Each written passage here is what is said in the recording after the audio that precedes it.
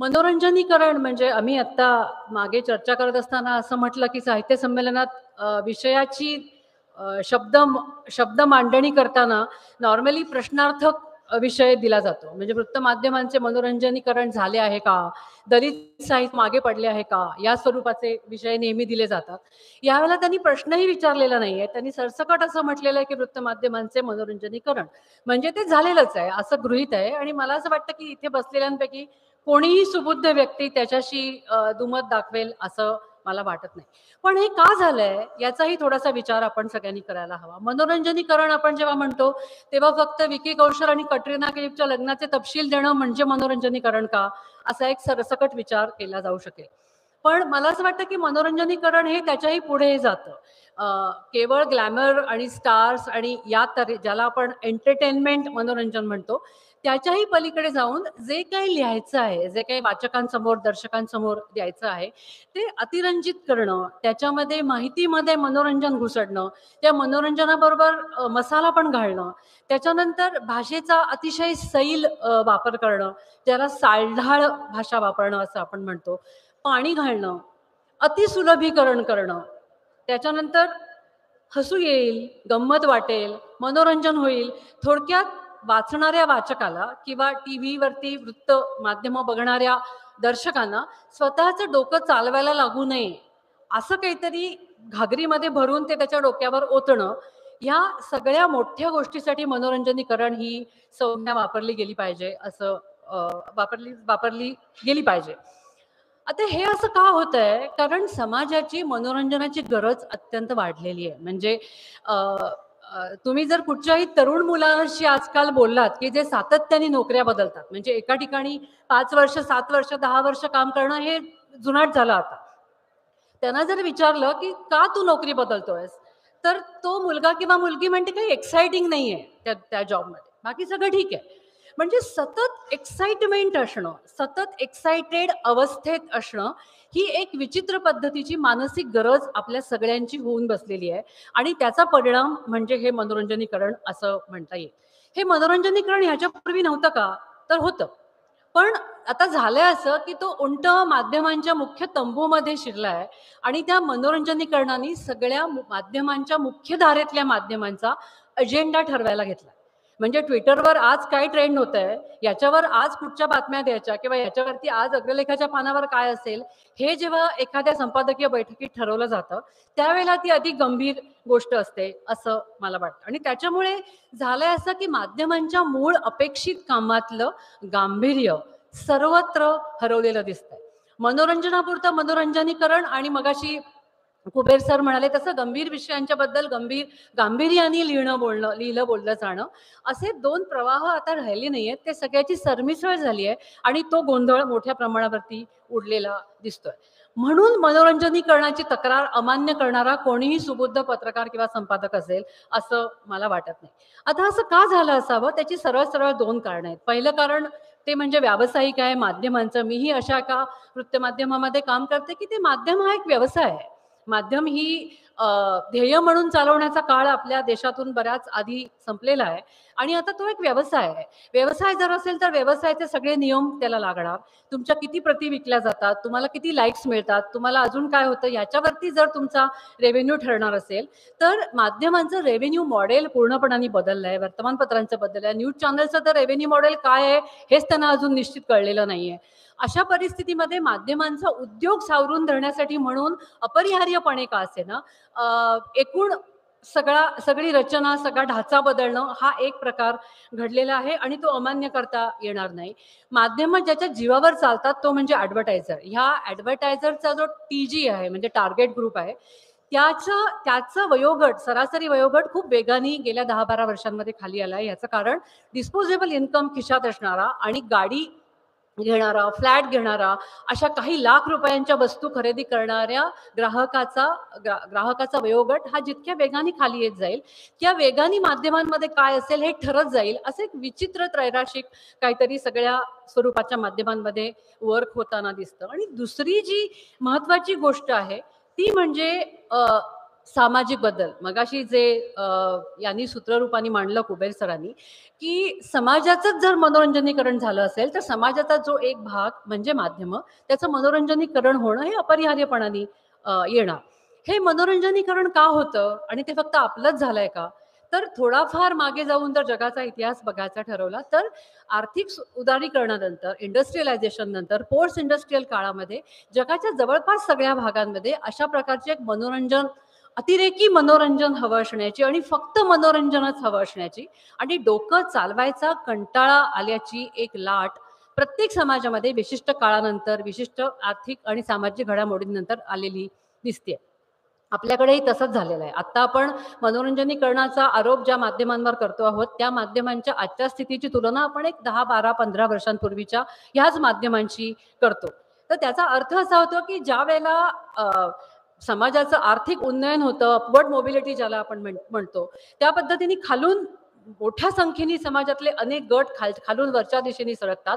तसतसा मला असं वाटतं, की त्यांचा सामाजिक संदर्भाशी असलेली नाळ त्यांची तुटत जाते आणि माणसं एकाकी होतात.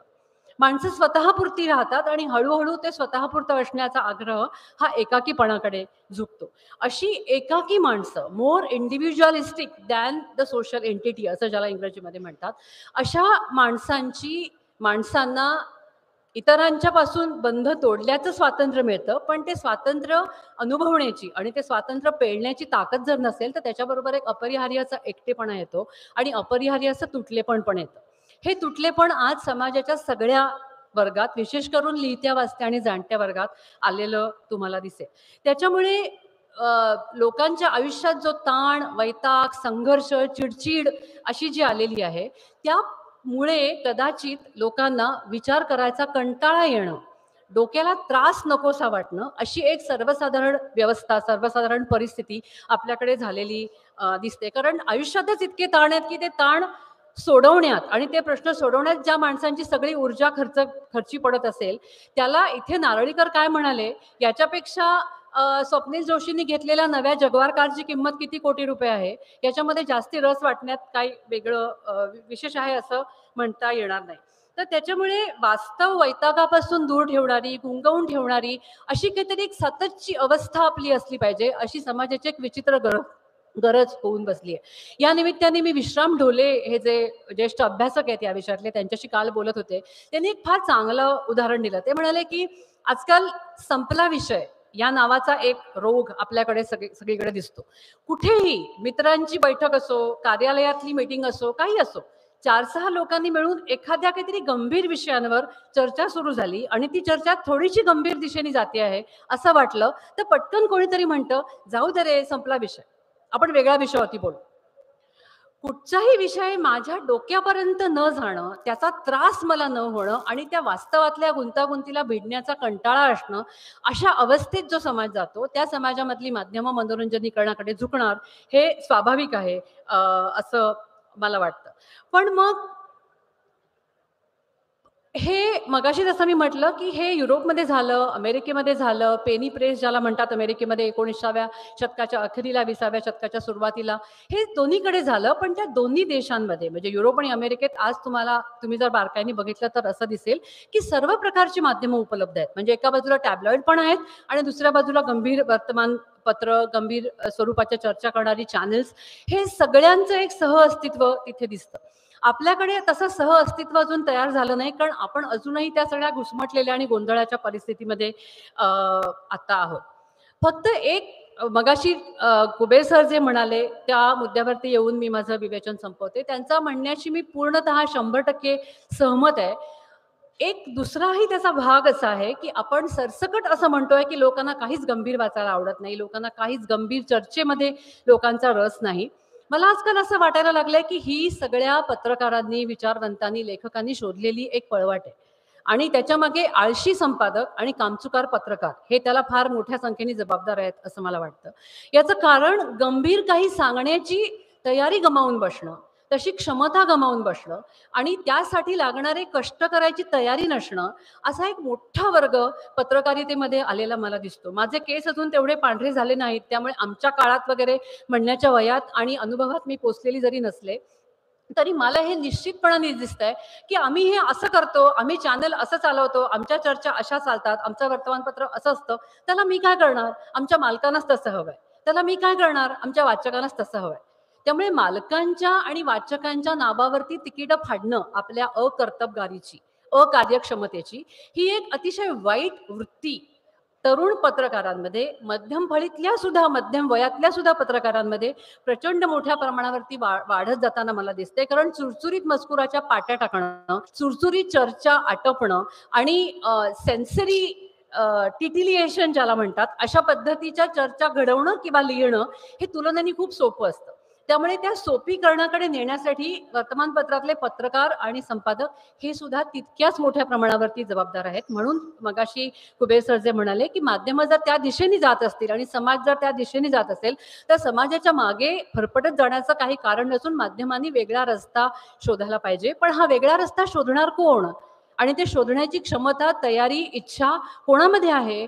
असा जर रोकडा प्रश्न विचारला, तर त्याला दिलं जाणारं उत्तर हे अत्यंत निराशाजनक असेल, असं दुर्दैवाने मला सांगावंसं वाटतं. शेवटचा मुद्दा मला वाटतो तो असा, की आपण एक सरसकटीकरण करण्याला आपण सगळेच सरावलो आहोत. माझी एक मैत्रीण आहे, ती रोज सकाळी आमच्या एका ग्रुपवरती टाकते, की हे पहा, सोशल मीडियावर अमक्यानी हे म्हटलंय, Facebookवर तमक्यानी ते म्हटलंय. आपल्या देशाची काय ही अवस्था? आपला देश हा कुठे चाललाय?